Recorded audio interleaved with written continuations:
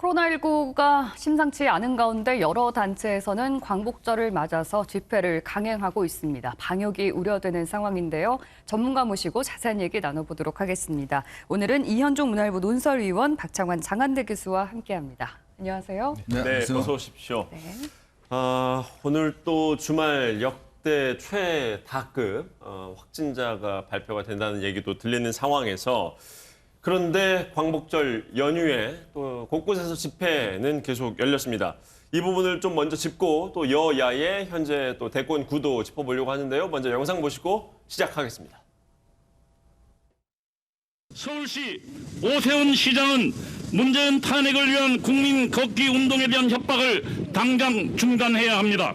문재인 폭정에 반대하는 국민들은 8월 14일부터 8월 16일까지 각자 스스로 준비한 물품을 가지고 캠페인에 참여할 것입니다.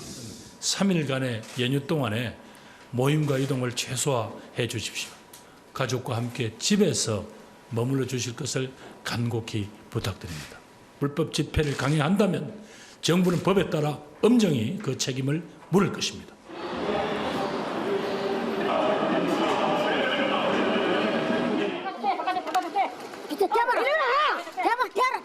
하지 마세요.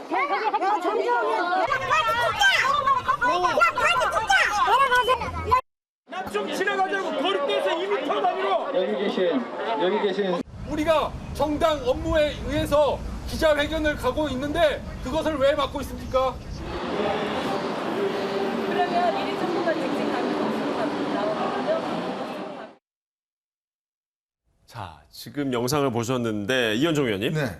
정광훈 목사 측에서는 이 집회 시위를 방역을 핑계로 막지 말라 이런 얘기를 하면서 이게 시위나 집회가 아닌 산책이다. 그렇기 때문에 막으면 안 된다. 이런 논리를 펼치고 있어요. 이거 어떻게 받아들여야 되겠습니까? 참 작년에도 8월 15일 날 굉장히 제가 광화문에 있었는데요. 그때도 방송국 가는데 굉장히 어려움을 겪었거든요. 네. 어제도 제가 광화문 쪽에서 방송국 가는 길에 한 7차례 정도 검문을 하더라고요. 네. 어디 가시냐 물어보고 네. 굉장히 삥삥 돌아서 이제 다 막았는데 사실 예전에 8.15보다는 뭐 인원은 그렇게 많이 보이지는 않았습니다. 보지 않고 이제 이 산발적으로 이제 다툼이 좀 벌어졌었는데요. 특히 이번 같은 경우는 이제 주로 뭐 산책이라는 이런 어떤 좀 네. 편법 방식을 통해서 일단 시위를 하는 것 같고, 네. 뭐 어제 경찰 인력도 뭐 굉장히 많은 인력들, 예. 특히 또 어제 같은 경우는 이제 이 정광훈 목사 측뿐만 아니라 또 이 민노총 쪽에서도 또 이제 한미 훈련 반대를 위한 또 시위를 또 벌였더라고요. 그러니까 결국 지금 이 코로나가 변이 현상이 일어나면서 사실 그때 코로나하고 지금하고는 이 전파력이 한 1000배 정도 된다는 거 아니겠습니까? 네. 지금 델타 변이가요. 그러면 산수적으로 보면 당시 작년에 8.15보다 지금이 1000배 정도 더 빨리 확산될 수 있다는 의미거든요. 네. 이제 그런 의미에서는 굉장히 위험한 것이죠. 사람은 많이 모이지 않더라도 굉장히 확산될 수 있는 가능성이 있는 것인데, 문제는 이게 뭐 결국 국민들이 다 따라야 되고 하지만 문제는 이제 당국에서 과연 이런 부분에 대해서 그동안 공평하게 또 형평성 있게 이런 부분들에 대해 좀 통제를 했는가, 이런 부분을 좀 반성할 필요가 있을 것 같습니다. 네. 왜냐하면 특히 이제 이 보수단체 집회 같은 경우는 뭐 그 전부터 계속 정부가 경고를 하고 경찰이 막고 하는데, 아시겠지만 지난번 민노총 집회 같은 경우는 그때 종로가 완전히 뚫려버렸지 않습니까? 네. 네. 저는 좀 이해가 안 되는 거예요. 그날도 제가 광화문에 있었는데 충분히 그걸 예상할 수 있었거든요. 그럼에도 불구하고 종로 같은 경우는 완전히 그냥 다 수천 명의 집회가 이루어졌어요. 네. 네. 완전히 그때 같은 경우는 뭐 밀집도도 높고 또 시위가 많이 벌어졌고, 그래서 이제 지금 민노총 위원장이 구속영장이 발부가 됐는데, 이게 결국 정부에 대한 신뢰, 어떤 정부에 대한 정당성, 이런 것들이 흔들려 버리니까 결국 계속적으로 이렇게 어떤 면에서 집회가 벌어지는 것인데, 저는 좀 더 정부가 어떤 공평하게 어떤 이 집회를 똑같이 이제 제어한다는 이런 인상을 줘야 될 필요가 있는 것 같습니다. 예, 박 교수님. 보는 눈길이 곱지 않은 데는 이유가 있습니다. 전적이 있기 때문이죠. 작년에 8.15를 통해서 2차 확산으로 가는 그런 길목을 만들었었고 거기에 대해서 어떠한 사과나 반성도 없이 1년이 지난 지금 또다시 저런 집회를 하는 것 자체가 국민들이 지금 이제 표현의 자유 쪽으로 주로 말씀하셨는데, 표현의 자유와 방역 사이의 딜레마는 얼마든지 이야기할 수 있는 부분이라고 봅니다. 근데 다만 작년에 그 국민들의 트라우마로 남아 있는 부분이고, 무엇보다도 지금 감염 확산이 뭐 전 세계적으로 또 우리나라에서 사상 최대의 감염 확산이 지금 이루어지고 있는 시기이기 때문에 좀 그런 점에 있어서 국민들의 좀 시선이 따가운 거 아닌가. 뭐 이거는 뭐 보수 단체뿐만은 아닙니다. 진보 단체도 특히나 지금 한 달 동안 우리가 4단계 거리두기를 하면서 국민들의 삶이 고통받고 있는 시기이고 또 2학기 이제 방학이 끝나고 개학을 앞둔 시기잖아요. 네. 그렇다면은 휴가철이 끝나고 나서 전국적인 확산이 우려되는 시점이기 때문에 더욱더 좀 우리들의 어떤 그 학생들의 개학을 위해서라도 좀 네. 자제돼야 될 부분이 아닌가 좀 그런 점에서 상당히 아쉬운 집회들인 것 같습니다. 네. 앞서 이 의원님께서 보수 진보 가리지 말고 형평성에 맞춰서 집회를 좀 막아야 한다 이렇게 말씀해 주셨었는데 이재명 경기도지사가 오세훈 서울시장을 향해서 보수단체의 불법 집회를 직접 막아야 한다라고 얘기를 했습니다. 물론 서울시장으로서도 마땅하지만 과거에 전 목사와 함께 또 시위 차량에 올랐던 적이 있지 않습니까? 이걸 그렇죠. 좀 부각시키려는 걸까요? 뭐 어떻게 그런 보세요? 정책의 의도가 있는 것 같아요. 네. 근데 지금 뭐 사실은 경기도도 이 확산세가 간단치 않습니다. 네. 그러니까 지금 뭐 서울시장한테 저래라 할 수 있는 처지는 아닌 것 같고요. 네. 본인도 사실은 경기도 지금 방역에 지금 해야 될 텐데 지금 대선 경선 때문에 하고 있지 않습니까? 물론 네. 뭐 거기에 뭐 열심히 하고 있다라고 이야기를 하지만 그러니까 이런 거 가지고 저는 정치 공방할 필요는 없다고 봐요. 오세훈 시장도 분명히 이번 집회에 대해서 하지 말아라고 이야기를 했고 네. 또 서울시장으로서 행정적 책임을 있기 때문에 예전에 뭐 정치인으로서 그때서 입장하고 좀 다르지 않겠습니까? 이제 그런 면에서 보면 이거는 이 지금 상황에서 어떤 정치적인 유불리를 따지기보다는 오히려 이제 정부 당국의 이런 어떤 정책과 이런 것들을 좀 더 어떤 효과적으로 실행하는 것들 저는 이게 중요하다고 보여지는 거고요. 그런 면에서 저는 좀 정부가 분명한 원칙을 좀 세워야 된다. 이제 최근에 그 보면 민노총 같은 경우는 이 그 여의도에서부터 이 시청까지 이 노조원들이 산책하면서 계속 시위하는 그런 것도 다 이제 허용을 했거든요. 네. 근데 지금 이번 같은 경우는 이 산책 시위는 허용을 하지 못하겠다는 것인데 네. 과연 지금 단계에서 무조건 이렇게 집단적으로 모이는 것은 차단할 필요가 있지만 네. 저렇게 어떤 1인 시위나 이런 것들까지도 지금 다 벌써 2년째지 않습니까? 과연 그렇게 얼마까지 우리가 차단할 수 있을 것인가? 네. 이런 문제도 한번 심각하게 고민해 봐야 될 때가 아닌가 싶습니다. 네. 네. 박창원 교수님께서는 이런 지적, 그러니까 뭐 정부에서 민총 시위는 좀 방관하는 모습을 보이고 보수단체 시위는 좀 강하게 막은 모습을 보이는 이 상황에 대해서 형평성이 맞지 않는다라는 지적 어떻게 보세요? 그래서 민노총 시위가 이제 4단계로 우리가 그 거리두기를 하기 직전에 네. 있었던 일이잖아요. 네. 이제 그렇기 때문에 3단계 상황과 4단계 상황을 갖다가 직접 비교하기에는 좀 무리가 있다고 봅니다. 다만 이제 이번 그 오늘 집회, 그다음에 8.15 이 광복절 연휴 집회에서 보수단체뿐만 아니라 진보단체에도 똑같은 어떤 기준을 가지고 정부가 대응해야 된다라고 하는 거는 뭐 100% 공감하고요. 오늘 이제 이탈리아에서 이런 얘기가 나왔더라고요. 백신을 접종하지 않는 사람들은 아예 식당에 못 들어가게 하는 그린 패스제를 갖다가 식당이라든지 이걸 전국에서 정부가 시행하겠다는 겁니다. 근데 이탈리아는 우리나라보다 백신 접종률이 훨씬 높은 나라예요. 네네. 그렇게 본다면 지금 이 4차 대유행이 전 세계적인 상황이고 네. 여전히 국민의 70% 이상이 방역, 그러니까 그 소위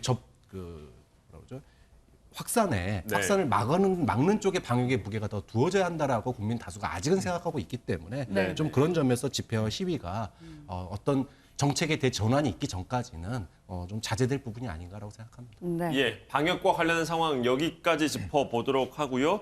여야 정치권 관련한 내용으로 넘어가겠습니다. 먼저 국민의힘부터 짚어보려고 하는데요. 국민의힘 내부에서 지도부와 그리고 특정 캠프 간의 갈등 양상이 더욱더 고조되고 있습니다. 영상 보시고 이 부분 짚어보겠습니다. 저도 정치 처음 시작할 때 TV 토론은 굉장히 겁났거든요. 네. 그런데 지금 나머지는 뭐 이빨을 날카롭게 하고 기다리는 또 모두 발언 한 조금씩 하고 나면 나머지는 전부 윤석열 또는 뭐 최재형 후보자까지 공격을 하고 네. 그런 마당에 이제 이렇게 던져놓고 구경하려는 거잖아요. 아니 그래 봐야 늦어도 9월 10일 토론에 시작한다니까요. 뭘 그렇게 급하십니까? 경선도 아닌 경선준비위원회가 왜 이렇게 서둘러서 하겠다고 하는 것인지 그 흐름 자체가 좀 우습다는 거죠. 소련이 그렇게 들어오면 사실 대선에 나오는 것 자체가 조금 무리한 게 아닌가 싶습니다. 음식이 나오기도 전에 저 음식 맛은 문제가 있어라고 이야기를 하는 것은 제대로 값을 치를 생각 자체가 없는 거죠. 최고위를 동원해서 이거를 무산시키려고 하고 있는 것 같은데 사실 국민들이 다 지켜보고 있거든요. 자, 이 토론회가 뭔가 이제 계기가 돼가지고 윤석열 캠프와 이준석 대표 간의 신경전이 계속 이어지고 있는데 그런데 최근에 녹취록까지 공개되면서 이게 파장이 좀 커질 기미가 보이고 있습니다. 이 이준석 대표와 윤석열 전 총장 간에 통화를 했다는 이 녹취록 내용 일단 어떤 내용이고 이게 어떻게 흘러갈 것 같이 보이시나요? 참 굉장히 저는 충격적인 일인데요.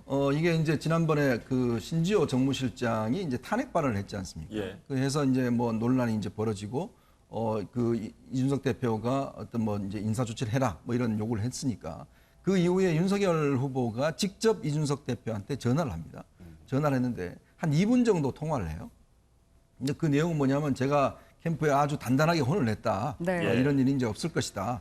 이런 이야기를 하고 이준석 대표도 그런 걸 좀 전파시켜달라. 그리고 토론회에 대해서 참석할 것인지 여부를 좀 뭐 분명하게 좀 이야기해달라. 다른 사람들은 다 오케이 했다. 뭐 이런 이야기 내용이가 일상적인 내용이죠. 근데 문제는 이준석 대표가 휴대전화에 이걸 자동으로 녹음을 해놨다는 거예요. 뭐 녹음해놓은 거는 뭐 이해할 수 있습니다. 보통 요즘 휴대전화에서 자동 녹음 기능이 되잖아요. 그래서 켜놓는 경우가 사실 많기는 합니다. 그다음에 근데 문제는 이걸 녹취록을 풀어서 이게 이제 외부에 다 유출이 돼버렸다는 거예요. 그러니까 굉장히 이게 저는 제가 30년 정도 정치부를 취재를 했는데 이런 일은 굉장히 처음인 것 같습니다. 왜냐하면 일단 당대표와 유력 주자 간의 통화라는 거는 굉장히 개인적인 것도 이게 굉장히 보안이 중요한 사안이 아니겠습니까?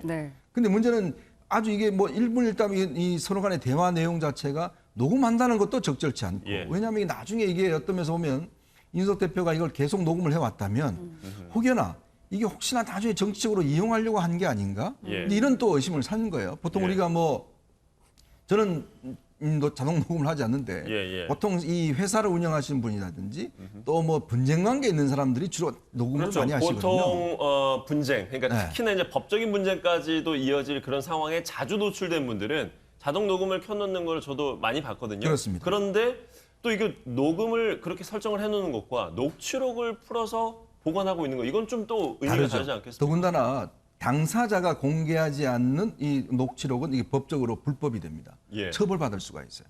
근데 이걸 녹취록을 지금 뭐 이 비서팀들에서 누가 유출했는지는 모르겠지만 하여튼 외부로 나갔다는 거 아니겠습니까? 이건 불법이에요. 만약 이준석 대표 본인이 이거를 했다라면 이거는 문제가 없지만 다른 사람이 제3자가 했다라면 이거는 불법인 거거든요. 더구나 정치적으로도 예를 들어 당대표와 지금 이 유력 주자 간에 개인적으로 통화한 내용이 이런 식으로 계속 녹음돼 왔다? 이런 식으로 또 할 수 있다? 그러면 이 신뢰관계가 어떻게 되겠습니까? 앞으로 무슨 이야기를 할 수 있을까요?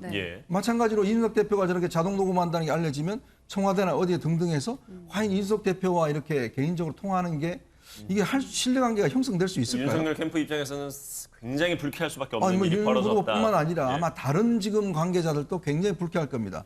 자기가 하고 통화한 내용도 다 녹음돼 있다라는 생각을 한다면 이거는 정치적인 신뢰관계를 굉장히 저는 흔드는 굉장히 중대한 일이라고 봅니다. 매우 부적절한 일이었다라는 지적이셨습니다. 박 교수님은 어떻게 보십니까? 이준석 대표가 제대로 꼬투리를 잡혔다 이렇게 얘기하고 싶습니다.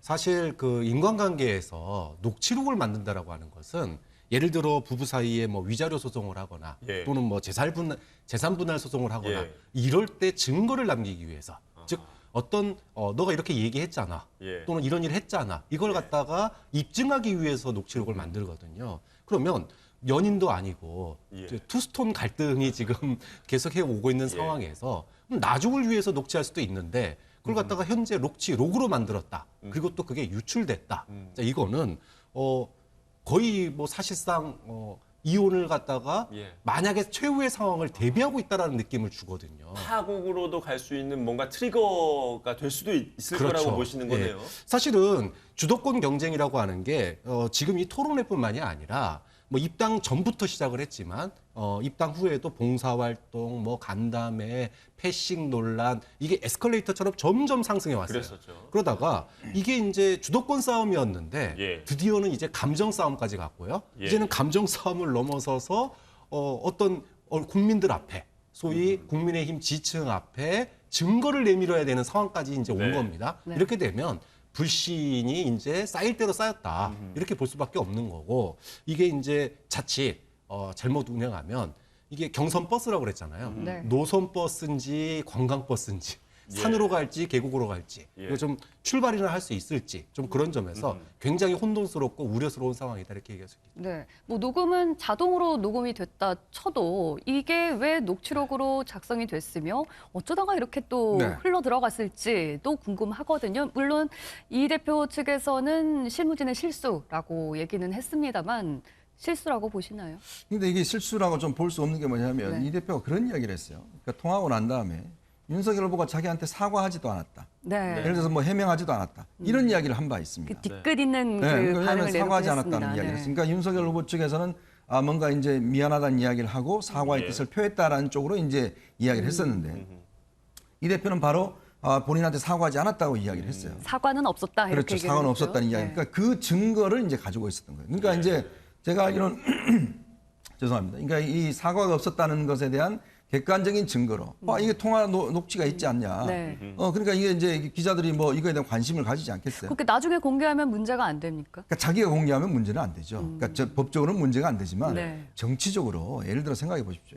정치인들이 같은 당내에 있는 분들이 또 예를 들어서 다른 당과도 마찬가지입니다. 네. 예를 들어서 제가 뭐 이준석 대표가 송영길 대표나 대통령하고 통화한 내용을 다 녹취록을 해서 다 공개를 한다. 네. 대통령이 저한테 사과하지 않았어요. 그러면 이 파문이 어떻게 되겠습니까? 그렇다면 이걸 녹취를 해놓은 이유를 우리가 이제 짐작을 해보자면요. 사과가 없었다. 뭐 이런 게 계속 진실공방 양상으로 흘러갈 경우에 그럴 경우에 뭔가 나중에 공개할 걸 대비해서 녹취를 풀었다. 이렇게 봐야 됩니까? 아니면 다른 의도가 있을 수 있다고 저는 보십니까? 이제 그런 의도가 충분히 있었다는 거예요. 왜냐하면 이준석 대표가 항상 이 토론에서 지지 않는 성격이잖아요. 그러면 우리가 사과했다라고 했는데 사과 하나 안 했다. 라고 하면 봐라. 이 녹취록 있지 않냐. 네. 이제 이런 것들을 하나의 이제 근거로 삼기 위해서 한 것인데 이게 이제 문제는 사실 사람 간의 그 신뢰관계가 있지 않습니까? 예. 뭐 대화를 하는데 그걸 다 그럼 어떤 면에서 보면 뭐 만난 거나 통화하거나 이런 걸 다 녹음했다라는 사실이 상대방이 알게 되면 네. 이거는 보통 인간관계에서도 신뢰가 깨지는 거거든요. 예. 더군다나 같은 정치를 하는 지금 유력 후보와 대표 간의 있던 대화 내용 자체가 이런 식으로 녹음이 되고 이런 식으로 녹취가 풀려지고 만약 이게 나중에 어떤 식이든지 유출이 될 수 있는 가능성이 있다. 그 가능성을 보여준다고 한다면 네. 과연 이게 지금 같은 배를 타고 갈 수가 있을까요? 예. 그러면은 일단 녹취록을 작성하라고 이 대표가 실무진에게 지시를 한 건 맞는 건가요? 그것도 이제 말이 조금 왔다 갔다 하는 것 같아요. 그러니까 실무진한테 이야기를 했는데 실문적 유출된 것 같다 이야기를 뭐 한 측면도 있고 또 한편에서는 또 뭐 그렇게 지시한 적이 없다라고 이거 한데 실무진이 대표의 허락 없이 대표의 휴대전화의 녹음 내용을 녹취할 수 있는 건가요? 그러니까 이제 녹음이 돼 있는 거를 네. 풀으라고 줬겠죠. 네. 이걸 이제 한번 파일을 풀어봐라. 주면서 전체에 풀어놓고. 어떤 녹음이 그렇죠. 그렇게 있는지. 이야기를 할 수 있을 텐데 네. 문제는 뭐 그렇게는 지시할 수 있을 겁니다. 근데 문제는 그거가 유출됐다는 게 과연 실수로 됐겠느냐. 예를 들어서 네. 이 비서진 측에서 당 대표의 어떤 이 통화 내용을 그냥 자기 임의로 그걸 유출시킬 수 네. 있을까요? 저는 그 부분에 대해서는 아마 이준석 대표가 뭐 휴가 돌아오시면 반드시 해명해야 될 문제가 아닌가 저는 생각이 듭니다. 예. 네, 박찬호 근데 지금 뭐 일방적으로 이준석 대표 얘기를 지금 저 잘못을 얘기하는데 잘못했죠. 네. 네.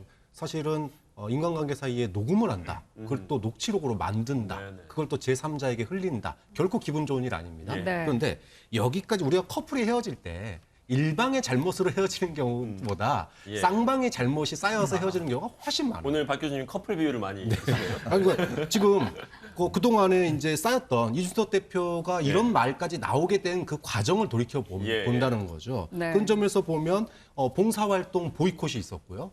그 얘기가 있었죠. 네. 그다음에 탄핵 발언이 있었고 예. 네. 그걸 넘어서서 16명의 현역 의원이 지금 당 지도부의 결정에 대해서 성명을 발표한 적이 있습니다. 네. 자, 이렇게 되면 이거는 당 지도부와 경선준비위원회, 네. 지금 그러니까 대선을 준비하는 경선을 이끌고 가는 핵심 기구인데 사실상 경준위를 갖다가 무력화하려고 하는 시도고 네네. 이렇게 되면 당 지도부로서 이거는 단순하게 개인적인 감정의 문제가 아니라 당의 존립, 당의 기강 여러 가지를 생각할 수밖에 없는 부분이다. 네. 그런 측면에서 지난번에도 그 보이콧의 증거 얘기가 있었잖아요. 네. 그래서 이거는 정말로 지도부와 윤 캠프 사이에 불신이 얼마나 깊은지를 예. 그때 행사 보이콧 그 봉사활동 보이콧에 대해서 난 증거 있다라고 얘기했잖아요. 예. 자, 그렇게 보면 이거는 진짜 쌓일 대로 쌓인 불신 아니냐. 생각보다 예. 깊은 불신이다 이렇게 볼 수 있습니다. 교수님께서 네. 잘 말씀을 이제 정리를 해주셨는데 여러 가지 이제 사건들이 쌓이고 쌓여서 이제 터진 거 아니겠습니까? 그런데 지금 이제 당장 곧 수요일에 오늘 수요일에 이제 토론회가 예정이 돼 있었잖아요. 네. 이게 사실 굉장히 지금 아주 논쟁적입니다. 이 어떻게 할 것인가 그리고 날짜도 그냥 기존 그대로 이번 주 토요일에 갈 것인가의 문제. 이준석 대표 같은 경우에는 서병수 경선준비위원장에게 토론회 대신에 뭐 정견 발표회라는 형식으로 좀 봉합하는 형태의 프로그램으로 좀 바꿔서 가보는 걸 좀 검토를 부탁하지 않았습니까? 결론은 어떻게 날 걸로 예상하십니까? 근데 일단 지금 앞으로 아마 이제 2달 넘게 11월까지 이제 경선이 진행이 될 텐데요. 아마 토론은 굉장히 지겹도록 많이 할 겁니다. 근데 지금 문제는 국민의힘 후보가 나서겠다는 분들이 한 15, 16명 된다는 게 문제예요. 그리고 아직까지 이제 후보 등록을 하지 않은 단계거든요. 그 전 단계에서 즉 경선 준비위원회, 그러니까 이게 경선 선관위가 아니라 준비위원회 단계에서 이제 토론을 한 2차례 정도 하겠다는 거 아니겠습니까? 예. 뭐 경제 문제하고 뭐 나머지 뭐 다른 문제하고 하겠다는 것인데 그러면 우리가 상식적으로 생각해 보시면 15명의 후보들이 나와서 토론을 하면 10분 정도씩 이제 이야기를 한다 그러면 네. 이게 몇 분일까요? 150분 정도 되지 않습니까? 그 뭐 2-3시간 정도 할 텐데 과연 이게 지금 중계가 가능할까요?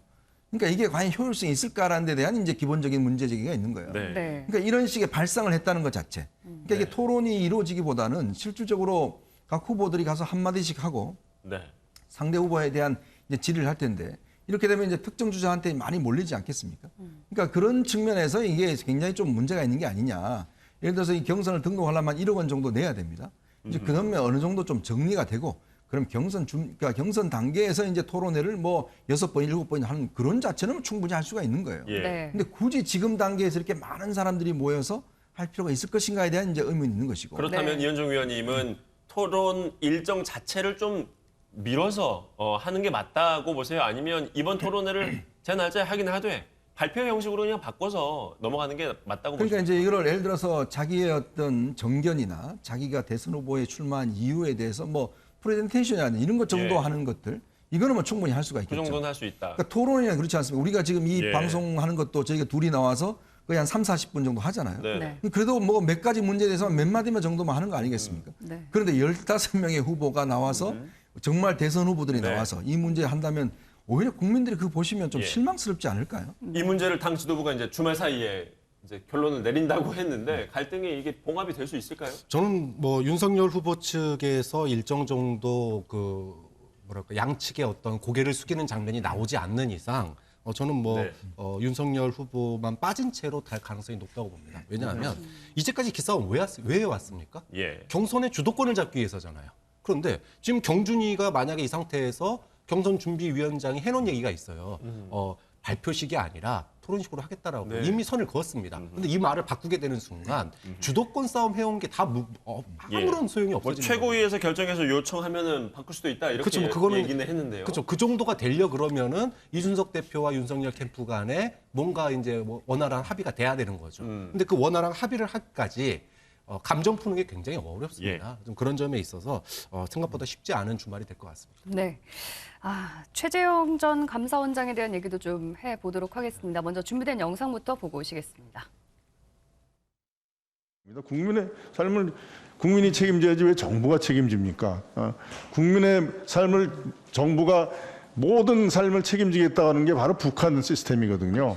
대통령이 되시겠다는 분이 하실 말인가라는 생각이 듭니다.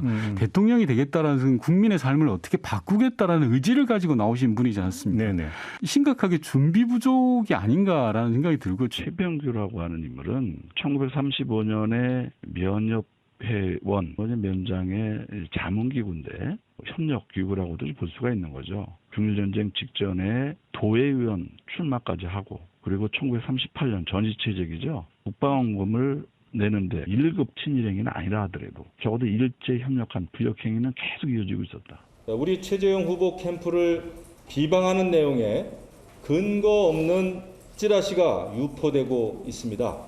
아마도 우리 최재형 후보를 두려워하는 사람들이 이런 내용을 만들고 이것을 유포시키는 공작을 펴고 있는 것 같습니다. 네, 최재형 전 감사원장에 대해서는 조부 친일 논란 그리고 정부가 국민을 책임져야 하느냐라고 또 발언을 해서 논란이 일고 있습니다. 여러 최재형 전 감사원장에 대한 일련의 행보 어떻게 분석하고 계신지? 뭐 친일 논란은 사실 아직 밝혀진 사실이 이렇게 많지는 않습니다. 뭐 그렇기 네. 때문에 이거는 뭐 정치권에서 왈가할 문제는 아니고 좀 더 이제 사실관계가 좀 더 규명돼야 될 필요가 있는 것 같고요. 다만 최재형 캠프가 지금 위기에 빠진 거는 누가 봐도 분명한 사실이에요. 네. 애초에 문제로 지적됐던 부분, 인지도가 낮다라는 문제, 결국은 그 인지도 낮음이 지지율 상승의 한계점으로 작용하고 있고, 윤석열 후보의 지지율이 생각보다 이렇게 더 하락하고 있지 않는 게, 사실은 최재형 카드라고 하는 게 윤석열의 대안 카드였단 말이죠. 그런 점에서 상승의 한계점이 있다는 걸 분명하게 보여주고 있고요. 수치가. 두 번째는 생각보다 준비가 안 돼 있다. 발언 리스크죠. 윤석열 전 총장도 발언 리스크가 있었지만 워낙 높은 지지율에서 발언 리스크가 있었기 때문에 까먹어도 지금 상당한 비축분이 있는데 최재형 감사원 후보 같은 경우에는 쌓아놓은 지지율이 없는 상태에서 까먹으니까 이거는 뭐 입당하고 나서 지지율에 큰 뭐랄까요? 뭔가의 구심점을 만들지를 못하는 거죠. 그러니까 본인의 어떤 스탠스, 경선에서의 위치를 윤석열 캠프하고는 다르게 예를 들어 지금 급격하게 국민의힘이 친윤 대 비윤으로 지금 구도가 갈리고 있는데 존재감을 내보고 있지 못합니다. 그런 점이 지금 뭐 중도 사퇴 소문, 헛소문이라고 본인이 얘기했지만 사실관계는 모르겠지만 그런 소문까지 나게 되는 그런 상황에 처한 거 아니냐. 뭔가 결단을 하든지 또는 이대로 끌고 간다면 다른 후보 측에서 보면은 자신들이 나올 수 있는 그런 그 언론의 지변을 최재형 감사원장이 중간에서 딱 막아버리는 효과를 주거든요. 좀 그런 점에서 이제 당내 주자들에게는 계륵으로 비춰질 수 있는 최 원장의 포지션이 그런 점에 있어서도 중도 사퇴하느냐 안 하느냐가 경선의 변수가 될 수 있다고 봅니다. 네, 이 중도 사퇴 얘기에 대해서 최재형 전 감사원장 측은 그런 일 없다 일축을 하기는 했습니다만 이런 얘기가 나오는 또 이유가 있지 않겠습니까? 일단 이제 최 원장의 이제 메시지가 야권 후보로서 좀 분명하지가 않다. 왜냐하면 이제 아무래도 야권 후보 같은 경우는 이제 정부와는 또 청와대라든지 여기에 이제 명확하게 어떤 분명한 자기 칼날을 일단 내야 되는데 문제는 그 메시지가 굉장히 좀 명료하지가 않다.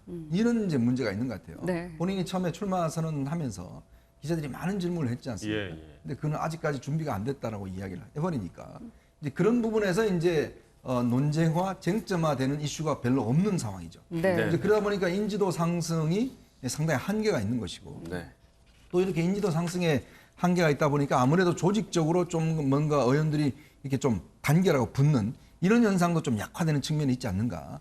그런 측면을 봤을 때는 이제 물론 뭐 저렇게 이제 뭐 이 여러 가지 이제 중도 사퇴론 자체는 뭐 저는 근거가 없다고 봅니다만은 어쨌거나 최재형 후보가 좀 더 어떤 자기 스스로의 어떤 위치 상태를 좀 명확히 해야지만이 야권의 지지자들이 상당히 좀 지지를 보내지 않을까. 중도 사퇴 없이 끝까지 갈 거다라고 보시는 건가요? 네, 그렇습니다.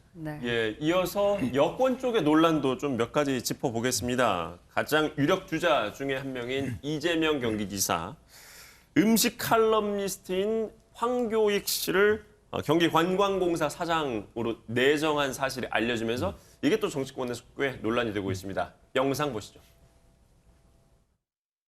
지사님은 너무 일을 많이 하시는 것 같은 느낌도 들고 포인트마다 이제 딱딱 그걸 제대로 찍어내시더라고. 대화를 많이 해서 그래요. 가서 대화를 다 들어보고 우리 의견도 내고 그러다. 자, 짧은 영상을 하나 보셨는데요. 이번엔 박 교수님부터 가보겠습니다. 이게 논란이 되고 있어요. 네. 기준, 그러니까 사장 자격에 필요한 기준도 과거 사장에 필요한 기준과 이번에 이제 내정하는 과정에서 나왔던 그 기준이 너무 또 완화됐다 이런 지적도 나오고요. 네. 피하기 어려워 보입니다. 그런 비판들을요. 그렇죠. 뭐 모든 거에는 그 양면이 있다고 봅니다.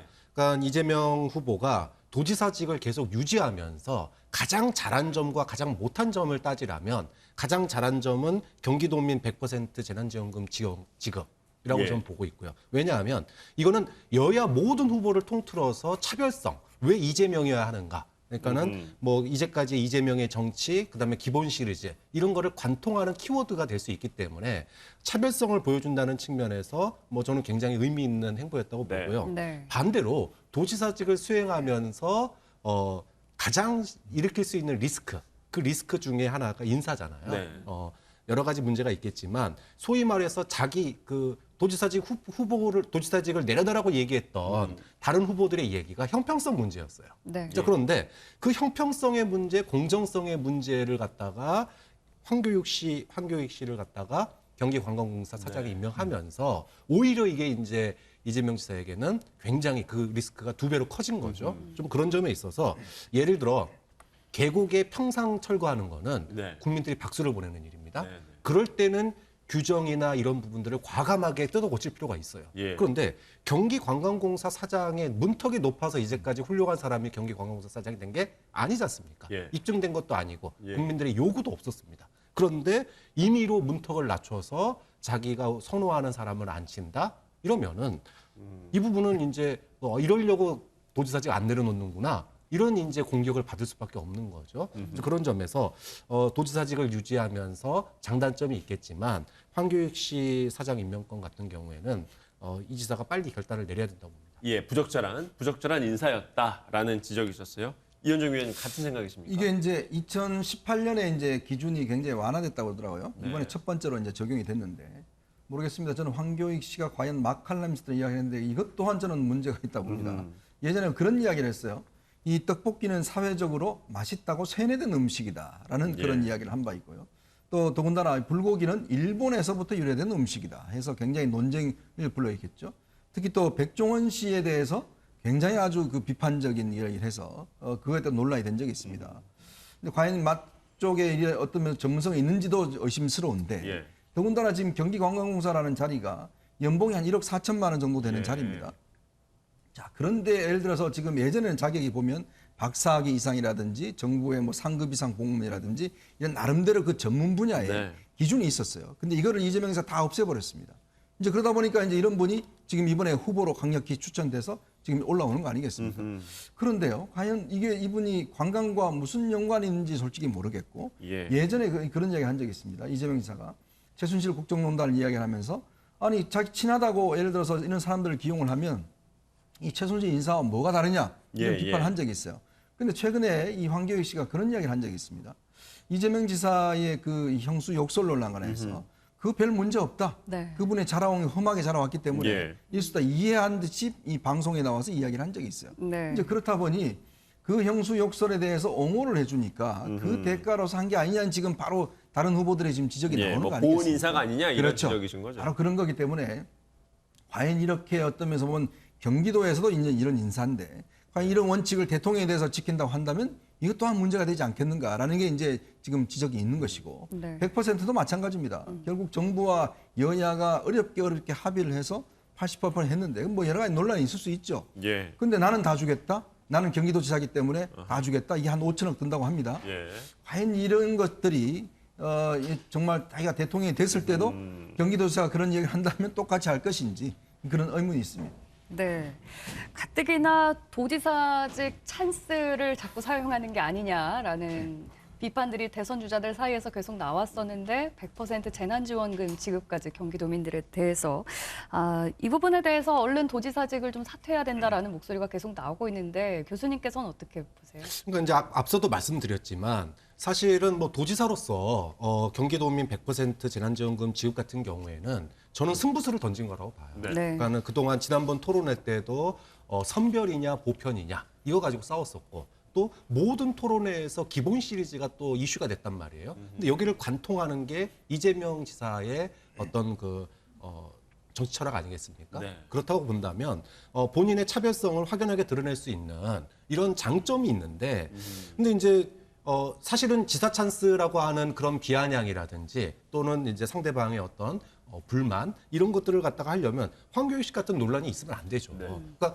그런 형평성 얘기했을 때 도지사직을 수행하면서 소위 말하면은 지지자들 지지층을 갖다가 관리할 수 있고 그것도 누구로 경기도 돈으로 관리할 수 있다는 거 아닙니까? 네. 이런 것들을 우려한 건데 좀 그런 점에 있어서 황교익 씨 인사를 굳이 지금 했어야 되느냐 이거는 굉장히 저는 실수한 거라고 보고 오히려 경기도민 100% 지원금 때문에 사퇴해야 되는 게 아니라 황교익 씨 때문에 형평성 논란이 불거질 수 있고 이것 때문에 사퇴해야 되는 네. 이런 일이 벌어질 수 있다. 좀 그런 점에서 이거는 내정 자체를 철회하는 게 이재명 지사가 본인의 장점을 도지사직을 유지하면서 장점을 살릴 수 있는 그런 방법이라고 봅니다. 네, 이 의원님 지금이라도 사퇴해야 된다고 보시나요? 저는 이게 지금 뭐 본인이 일단 우리가 법적으로 보면 90일 전에 사퇴하게 돼 있습니다. 그거는 이제 그만큼 선거에 영향을 미칠 수 있다는 것 때문인데. 근데 문제는 지금 이제 불거지가 뭐냐면 결국은 이 대선 후보로 나온 분이 자신의 권한을 자꾸 논란이 되다 보니까 네.